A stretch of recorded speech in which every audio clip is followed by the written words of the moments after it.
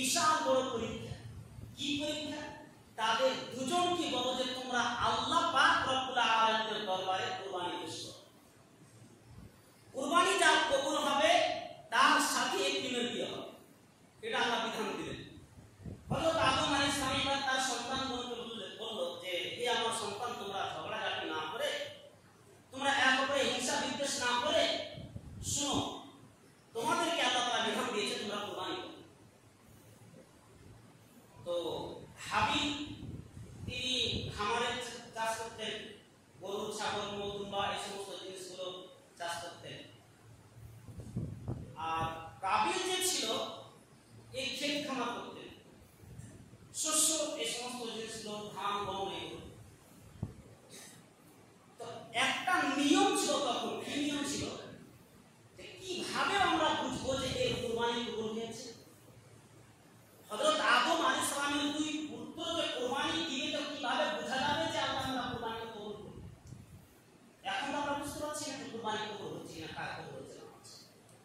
কিন্তু তখনকার একটা নিয়ম ছিল, কুরবানি যখন রেখে দেওয়া হয় আল্লাহ পাক রব্বুল আলামিনের নামে, তখন আকাশের উপর থেকে একটা আগুন আসে, আর ওই আগুন আল্লাহ সুবহানাহু ওয়া তাআলার নামে যে কুরবানি দেওয়া হয়েছে, খাস করে ওই কুরবানি পশু হোক আর কিছু হোক, সেটাকে জ্বালিয়ে দিয়ে ছাই করে নিয়ে চলে যায়। এটা থেকে প্রমাণ হয়ে যায় কুরবানি কবুল হয়ে গেছে। এবারে হাবিল কি করলো? একটা দুম্বা আল্লাহর নামে উৎসর্গ করলো। একদিকে দুম্বা রাখা আছে আর কাবিল একদিকে কিছু খড় কিছু লাগা রেখেছে, এটাই দিয়েছে আল্লাহর নামে। এবারে হাবিলের কুরবানিটা আল্লাহ তাআলা জ্বালিয়ে দিয়ে নিয়েছিলেন, আপনি জ্বালিয়ে দিয়েছিলেন। এখান থেকে প্রমাণ হয়ে গেল যে হাবিলের কুরবানি আল্লাহ পাক রব্বুল আলামিনের দরবারে কবুল হয়ে গেল, কাবিলেরটা কবুল হলো না। এইবারে তখন এই বলছে যে আমার কুরবানি কবুল হলো না, আমি ইকরিমাকে চাই, একে হত্যা করে হোক আমি তাকে চাই, আমি গ্রহণ করব। জিদের উপরে তখন এবার কাবিল ছলে বলে শয়তানের ষড়যন্ত্রে পড়ে নিজের ভাই হাবিলকে মেরে দিল। ওই কথাটাই বলছে। যখন বলবো কাবিল যে আমি তোমাকে হত্যা করবো, তখন এবার হাবিল বলছে তুমি যদি তোমার হাত আমার দিকে বাড়িয়ে দাও, কি করার জন্য? আমাকে হত্যা করার জন্য। তাহলে শুনে রাখো, মা আনা বিবাসিতি, আমি আমার হাতকে তোমার দিকে প্রসারিত করব না। তোমাকে হত্যা করার জন্য আমি আমার হাতকে বাড়াবো না। তুমি তোমার হাত বাড়াতে পারো, কিন্তু আমি আমার হাতকে বাড়ানোর চেষ্টা করব না, আমি বাড়াবো না। তবে আমি কি চাই? ইন্নী আন তাবআ বিইসমি ওয়া ইসমিকা ফাতাকুনা মিন আসহাবিন নার। আমি চাই যে আমার গুনাহ এবং তোমার গুনাহ, এই দুটি গুনাহ যেন তোমার মাথার উপরে উঠে যায়, আর তুমি এই গুনাহ নিয়ে তুমি বহন করতে থাকো। এখানে চালাকি একটি কাজ করেছে কে? হাবিল। এখান থেকে আরেকটা জিনিস প্রমাণ আছে, কি জানেন? যে কোন মুসলিমে যখন দুজনে যখন অস্ত্র ধারণ হবে, ধারণ করে ফেলবে, তখন একজনকে নরম হতে হবে। আপনারা যদি দুজনে মনে করেন যে এক অপরকে পেলে আমি ছাড়বো না, দুজনে অস্ত্র ধারণ করেছে, সুযোগ পেলে পরে আমি শেষ করে ফেলব, তাহলে দুজনে জাহান্নামে যাবে। এই তো নামাজের কথা, দুজনে জাহান্নামে যাবে। কেন? রাসূল সাল্লাল্লাহু আলাইহি ওয়াসাল্লাম তিনি বলছেন কাতিল মাকতুল কিলাহুমা ফিন্নার, হত্যাকারী এবং যাকে হত্যা করা হয়েছে এই দুজনে জাহান্নামে যাবে। হত্যাকারীও জাহান্নামে, আর যাকে হত্যা করা হলো সেও জাহান্নামে। এখন আপনারা দুজনেই মুসাল্লি, নামাজি, নামাজ পড়েন, কোরআন তেলাওয়াত করেন, সব কিছু করেন, বাড়িতে কোনো একটা মাসলা নিয়ে ঝগড়া হয়ে যায়,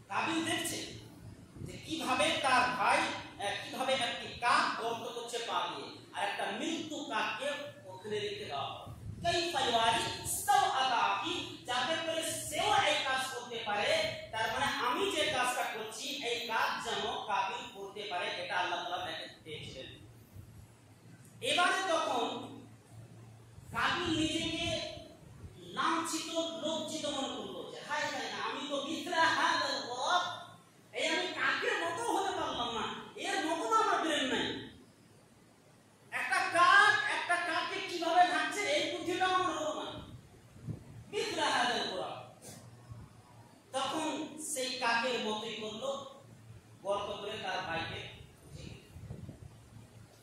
শুধু তাই নয় এখন শেষ হয়ে যায় এবারে আল্লাহ সুবহানাহু ওয়া তাআলা তিনি বিধান দিয়ে দিয়েছেন কাতাবনা আলা বনি ইসরাঈল আল্লাহ পাক রব্বুল আলামিন তিনি বনি ইসরাঈলের জন্য ফরজ করে দিয়েছেন মান কাতালা নাফসান বিগাইরি নাফসিন আও ফাসাদিন ফিল আরদি ফাকান্নামা কাতালান নাস জামিআ আল্লাহ রাব্বুল আলামিন তিনি বিধান দিলেন ফরজ করে দিলেন কোন ব্যক্তি যদি অন্য কোন ব্যক্তিকে যদি মারে বিনা কারণে যদি মারে কোনো কারণ নেই বিনা ওযুর ছাড়া যদি কাউকে মারে তাহলে তিনি রাখতে হবে ফাতালান নাসা জামিআ সেজন্য সমস্ত মানুষকে মেরে ফেললো ওয়ামান আহইয়াহা ফাকান্নামা আহইয়ান নাসা জামিআ আর কোন ব্যক্তি যদি একজন ব্যক্তিকে বাঁচিয়ে নেয় তাহলে পরে জানতে হবে সমস্ত মানুষকে যেন বাঁচিয়ে নেয় এটা আল্লাহ পাক রব্বুল আলামিন তিনি বিধান দিয়েছেন এটা আল্লাহ পাক রব্বুল আলামিন তিনি ঘোষণা করেছেন আমাদের সমাজের মধ্যে রক্ত দেওয়া দেওয়া হয় ব্লাড দেওয়া হয় এই কাজটা হয় এটা একটা নেকি কাজ একটা মানুষ মৃত্যুর মুখে চলে গেছে আপনি যদি তাকে ব্লাড দিয়ে এটা আল্লাহ পাক চাইছে আপনি যদি তাকে ব্লাড দিতে পারেন সে যদি বেঁচে যায় তাহলে পরে জানতে হবে আপনি সমস্ত মানুষকে বাঁচিয়ে দিয়েছেন এটা ব্লাড ডোনেশনের ক্ষেত্রে এটা ব্যবহার করে তো এই কাজ আমাদের কন্টিনিউ রাখতে হবে কোন মানুষ দেখছেন আপনি যে এখানে এমন একটা কাজ হয়ে বসেছে আমি যদি মিথ্যা কথা বলি তাহলে পরে হয়তো ঝগড়া ঝাঁটিটা হবে না ওই জায়গাতে মিথ্যা কথা বলে দুজনকে আপনি বাঁচাতে পারবেন সমস্ত মানুষকে বাঁচিয়ে যত রকম এরকম বিপদ দাঁড়ানোর চেষ্টা হবে মানে যত রকমের বিপদ এরকম ভাবে সমস্যা হতে পারে তখন আপনি যদি মনে করেন যে আমি মিথ্যা কথা বলে এই বিপদটাকে দূর করতে পারবো ফিতনাটাকে দূর করতে পারবো তাহলে বলে জানতে হবে আপনি সমস্ত মানুষকে বাঁচিয়ে ফিতনা মানে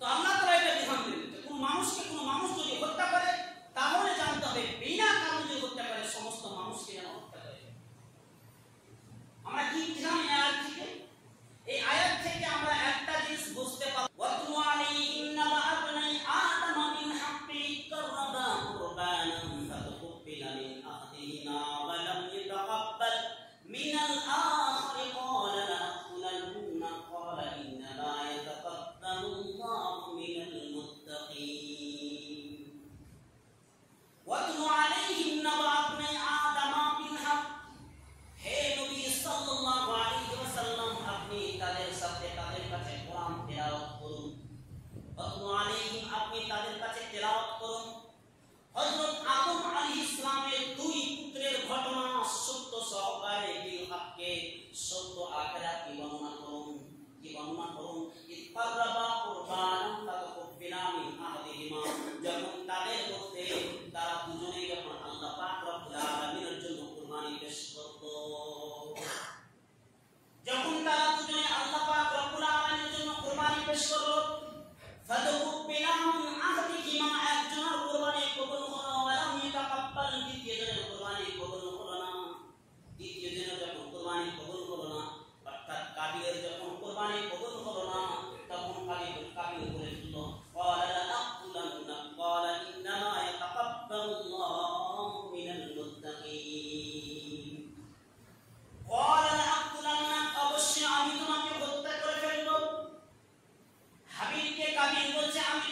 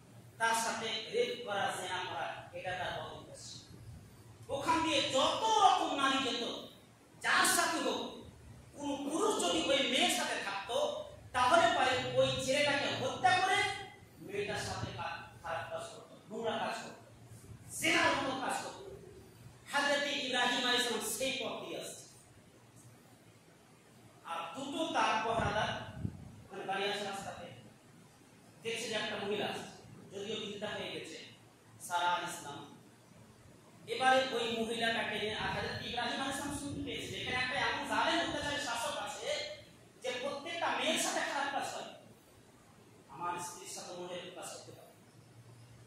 ওই দুজন ব্যক্তি হযরত ইব্রাহিম আলাইহিস সালামের স্ত্রী সারাকে নিয়ে কিন্তু ওই ফিরাউনের কাছে চলে গেল, ওই বাদশার কাছে চলে গেল। এবারে হযরত ইব্রাহিম আলাইহিস সালাম তিনি নামাজে নামিয়ে গেলেন আর আল্লাহকে বলছেন, আল্লাহ তুমি আমার স্ত্রীর সতীত্বকে রক্ষা করো, আমার স্ত্রীকে তুমি রক্ষা করো, এই জালিমের হাত থেকে তুমি বাঁচাও। দূরে কাজ সালাত আদায় করলেন। এবারে যখন জালিমের কাছে সারা আলাইহিস সালামকে উপস্থিত করা হলো, নিয়ে যাওয়া হলো, সারা আলাইহিস সালাম বলছে, জালিম বাদশা শুনো, আমি দূরে কাজ সালাত আদায় করতে চাই, আমাকে দূরে কাজ সালাত আদায় করতে দাও। এইবারে সারা আলাইহিস সালাম দূরে কাজ সালাত আদায় করলেন। বাদশা যখন তাকে ধরার চেষ্টা করছে, তাকে রেপ করার চেষ্টা করছে, তখন থরথর করে হাত কাঁপতে শুরু করলো, বেহুশ হয়ে পড়ে যেতে শুরু করলো। সারা দোয়া করে বলছে, আল্লাহ তুমি এই বাদশাকে বাঁচিয়ে নাও, কেন যদি এইভাবে মারা যায় তখন আমার উপরে ইলজাম চলে আসবে এই নারীটা হত্যা করে দিয়েছে, ওদিকে ফেসে যাচ্ছে। দোয়া করলেন, ঠিক হয়ে গেল। আবার হাত বাড়ানোর চেষ্টা করে, তার দিকে হাত প্রসারিত করার চেষ্টা করে। আবার হযরত সারা আলাইহিস সালাম দোয়া করলেন, আল্লাহ তুমি আমার সতীত্বকে রক্ষা করো, কোন বুশ আগ পর্যন্ত আমাকে স্পর্শ করেনি, এই জালিম বাদশা স্পর্শ না করতে। আমি একজন আমার স্ত্রী আছে হযরত ইব্রাহিম আলাইহিস একজন নবী, আল্লাহ তুমি আমাকে রক্ষা করো। সারা আলাইহিস সালামের দোয়া কারেন্টের মতো কবুল হয়ে গেল। জালিম বাদশা আবার স্পষ্ট করতে পারলো না, থরথর করে আমার হাত কাঁপতে শুরু করলো। আবার সারা আলাইহিস সালাম বললেন যে আল্লাহ এই জালিম বাদশাকে বাঁচিয়ে দাও যাতে না মারা যায়। এরকম ভাবে তিনবারে এই ঘটনা ঘটে। তখন এবার ওই বাদশা, জালিম বাদশা, অত্যাচারী শাসক তাদের প্রজাকে ডাকলো, বলে শয়তানি মেয়েকে নিয়ে যাও, আমি একে স্পর্শ করতে পারছি না, আজকে জীবনে প্রথম ইতিহাস ঘটছে আমার সাথে, আমি এই মেয়েটাকে স্পর্শ করতে পারলাম না। নিল এখান থেকে, তার সাথে হাজরা আলাইহিস সালামকে দিলেন। সারাকে বললো যে যাও এই মেয়েটাকে তুমি নিয়ে যাও। ওই জালিমের মেয়ে হাজরা আলাইহিস সালাম দেখে যে এত ইমানদার সৎ চরিত্রবান একজন মহিলা, তার সাথে আমি আমার বিয়ে দিই। তো হযরত ইব্রাহিম আলাইহিস সালাম হাজরা আলাইহিস সালামকে বিয়ে করেছেন। তখন তো সারা বয়স হয়ে গেছে। এবারে দুজনে যখন থাকতে লাগলো সারা এবং হাজরা, তো হাজরা আলাইহিস সালামের একটি সন্তান হলো, যেটার নাম হচ্ছে ইসমাঈল আলাইহিস সালাম। এবারে আল্লাহ তাআলা বিধান দিলেন, এক জায়গাতে 200 দিনকে আপনি রাখিয়েন না, তাদের মধ্যে হিংসা বিদ্বেষ হবে।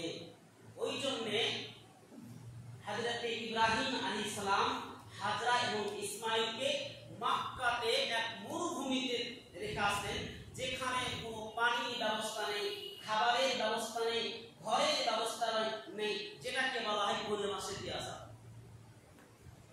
তো হাজরা আলাইহিস সালামকে ওখানে রেখে আসলেন।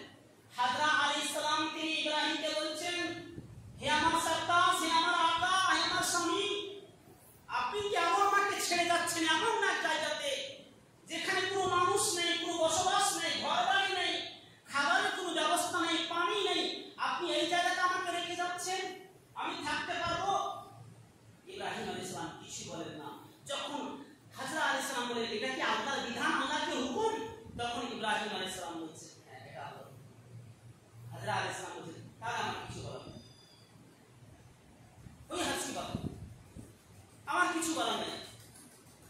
তো হাজরা আলাইহিস সালাম সেখানে থাকতে লাগলেন। আস্তে আস্তে আস্তে আস্তে যখন হযরত ইব্রাহিম আলাইহিস সালাম 13 থেকে 14 বছর বয়স, তখন এবারে আল্লাহ সুবহানাহু ওয়া তাআলা ইব্রাহিম আলাইহিস সালামকে দেখে যে ইব্রাহিমের টান, ইব্রাহিমের ভালোবাসা, ইব্রাহিমের মায়া মমতা ইব্রাহিম ইসমাঈলের প্রতি তো অনেক হয়ে গেছে। এবারে আল্লাহ তাআলা বিশাল বড় একটা পরীক্ষা দিতে কি, হে ইব্রাহিম তুমি তোমার সন্তানকে জবাই করো।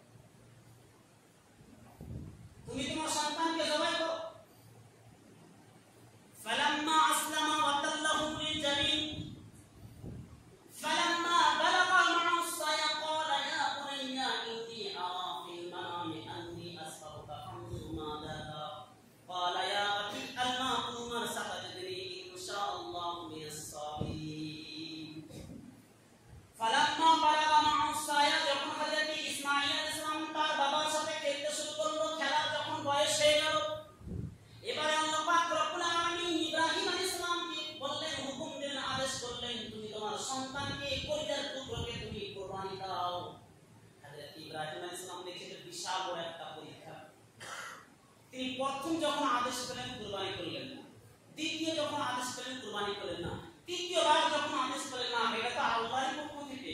তিনি প্রথম ভেবেছিলেন তো হয়তো শয়তান আমাকে বলছে এটা। তিনবার তিনি বিশ্বাস করেছেন, হ্যাঁ এবার মনে হয় আল্লাহ সুবহানাহু ওয়া তাআলা তিনি আমাকে সত্যিকারই বলছেন। হযরত ইব্রাহিম আলাইহিস সালাম তার সন্তান ইসমাঈলকে বলছেন, ও ইসমাঈল, বেটা ইসমাঈল, আমার পরিবারের টুকরো, একটাই তো সন্তান, আল্লাহ পাক রব্বুল আলামিন তোমাকে কুরবানি করার আদেশ দিয়েছে, আমি যেন তোমাকে কুরবানি করছি। ইন্নী আরাফিল মানামে আন্নী আসবাউকা ফানজুর মাযা তারা, আমি যেন খাবে দেখলাম, আমি স্বপ্নতে দেখলাম তোমার গলার উপরে আমি ছুরি চালাচ্ছি, তুমি আদেশ দিচ্ছ, তোমার কি আছে? ইসমাঈল আলাইহিস সালাম বললেন, আব্বা জান, যদি আল্লাহ পাক রব্বুল আলামিন তা আদেশ করে থাকে আমার বলার কিছু নাই, আপনি সঙ্গে সঙ্গে কাজটা করে ফেলুন। ক্বালা সাতাজদিনি ইনশাআল্লাহু মিনাস সাবিরিন, আল্লাহ যদি চায় অবশ্যই আপনি ধৈর্যশীলদের মধ্যে আমাকে পাবেন। যেমন বাপ তেমন বেটা।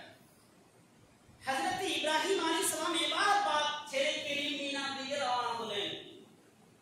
এই মিনার দিকে যেতে যেতে কুরবানি, হযরত ইসমাঈল আলাইহিস সালামকে কুরবানি করার জন্য যখন তৈরি হয়ে গেলেন, যেতে শুরু করলেন রাস্তা দিয়ে, তিন জায়গাতে শয়তান বাধা দিয়েছে। তোমার বাবার সাথে তুমি যেও না, তোমাকে হত্যা করবে তোমার বাপ, তোমাকে কেটে ফেলবে। তখন হযরত ইব্রাহিম আলাইহিস সালাম তিনি তিন জায়গাতে কাপড় নিক্ষেপ করেছিলেন। আজকে সেই আমলটা এখন পর্যন্ত আছে, হাজিরা গেলে পরে কাপড় নিয়ে ওই কাপড় নিক্ষেপ করা হয়েছে। তো হযরত ইসমাঈল আলাইহিস সালামকে যখন জমিনে শুইয়ে দেওয়া হলো, ফালাম্মা আসলামা, দুজনেই যখন আত্মসমর্পণ করলেন, ওয়াতাল্লাহু লিল জাবিন, এবং হযরত ইসমাঈল আলাইহিস সালামকে যখন চিৎ করে শুইয়ে দিলেন, তখন হযরত ইব্রাহিম আলাইহিস সালাম তিনি তার গলাতে ছুরি চালাচ্ছেন, পারছেন গলা কাটছে। তখন আল্লাহ সুবহানাহু ওয়া তাআলা তিনি বলছেন, আইয়া ইব্রাহিম কদ সাদ্দাকতা রুবিয়া, হে ইব্রাহিম তুমি পরীক্ষাতে পাস হয়ে গেছো। আল্লাহ সুবহানাহু ওয়া তাআলা তিনি হযরত ইব্রাহিম আলাইহিস সালামকে বললেন, তুমি পরীক্ষাতে পাস হয়ে গেছো, তুমি তোমার ওয়াদা সত্য করে তুমি দেখিয়েছো। তখন আল্লাহ সুবহানাহু ওয়া তাআলা তিনি একটা দুম্বা আকাশ থেকে জান্নাত থেকে পাঠালেন, জিবরাইল আলাইহিস সালাম দুম্বা নিয়ে আসলো, তারপরে ওই দুম্বা জবাই হয়। এই থেকে হচ্ছে কুরবানির ইতিহাস। আর এখন আমরা রাসূল সাল্লাল্লাহু আলাইহি ওয়াসাল্লামের, এটা হচ্ছে রাসূল সাল্লাল্লাহু আলাইহি ওয়াসাল্লামের সুন্নাত, এটা সুন্নাত কুরবানিটা, আল্লাহ রাসূলের এটা সুন্নাত। তবে ইতিহাস হচ্ছে হযরত আদম আলাইহিস সালামের পুত্র হাবিল কাবিল এবং হযরত ইব্রাহিম আলাইহিস সালামের পুত্র ইসমাঈল আলাইহিস সালাম। এই ছিল কুরবানি কি মানে সংক্ষেপে ইতিহাস। আরেকটি কথা সেটা হচ্ছে যে আরাফার রোজা। আরাফার রোজাটা অনেকে বলছে যে কখন রাখবো, এটা নিয়ে এমন কোন মশলা আমি দেখতে পাই না যে বিতর্কিত নাই। প্রত্যেকটা মশলা মশাইলে এখন ইখতিলাফ, মতভেদ, মারামারি চলছে। কেউ বলছে 9 তারিখে রাখতে হবে, কেউ বলছে 8 তারিখে রাখতে হবে। এখন আমি তো আগে বলেছি, যখন ইখতিলাফি মশলা হয়ে যাবে, এর সমস্যার সমাধান হচ্ছে আপনি যে কোনো একটা করুন, বেশি মতভেদ করতে যাবেন, একটা করবেন। আপনি যদি মনে